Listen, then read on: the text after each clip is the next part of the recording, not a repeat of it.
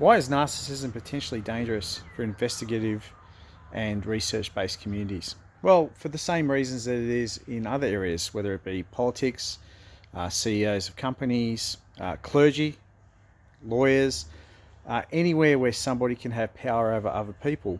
Because narcissism is essentially something that occurs healthily at some level in all people. It's something that people use to drive things forward. You don't dream about doing things and changing things that haven't been changed before without a healthy degree of narcissism. But when somebody feels like they're over important, or they get their self-esteem or all their narcissistic supply from what they do, it becomes dangerous for the whole community and for the team members. I made a decision years ago that any time I went to a church where there was a photo of the pastor and his wife on the wall as the first thing you see when you walk into the church, that this is potentially a personality cult. Not a church that's dedicated to just serving humbly the communities of God and basically taking on the humility of Jesus Christ, but something that was identity based. And so one of my key indicators is whose name is on the page, whose name is on the research. And from experience, the infighting that's happened in the paranormal and crypto communities has generally been between sites and organizations where somebody's name is prevalent on the site.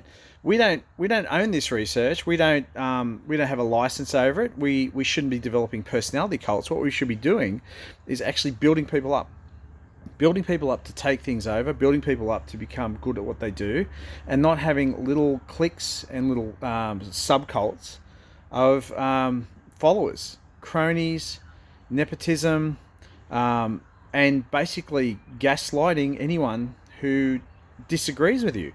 Now, that has been some of my experience, that when people are challenged, they turn, they gaslight, they cut people out of communities that they're involved in, they remove people, and they speak badly of people who actually are good people, who are well-meaning and they're honest and upright, but they've just had the tenacity to challenge something that might be false.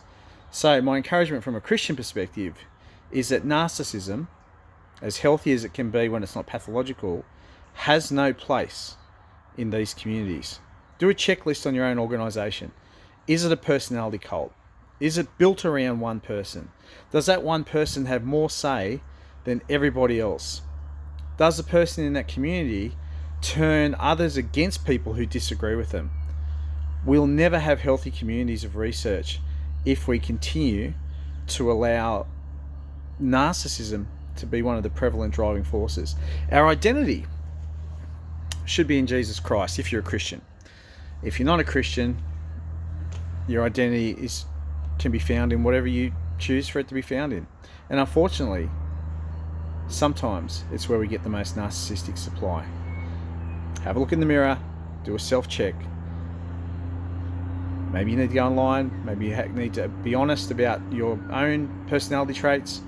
Find out whether there's anything that you or your team can do to defeat arrogance and narcissism and internal conflict and lateral violence, because the paranormal and crypto communities have some of the worst lateral violence against each other that I've ever seen, and it shouldn't be like that. We can do so much better. God bless.